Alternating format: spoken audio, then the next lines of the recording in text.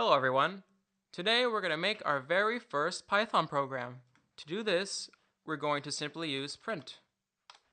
What print does is print a string to the screen.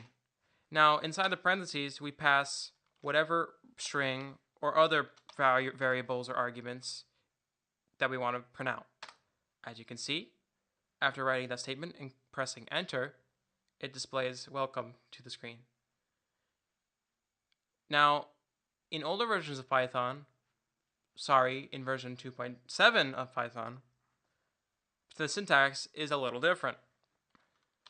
This is written like this.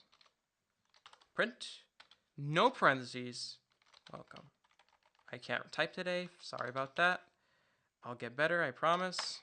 So as you can see, we wrote with the old syntax, but it didn't work in the new version, as it says missing parentheses in call to print.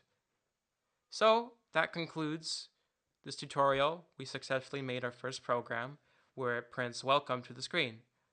I hope you'll join us next time where we'll be talking about data types.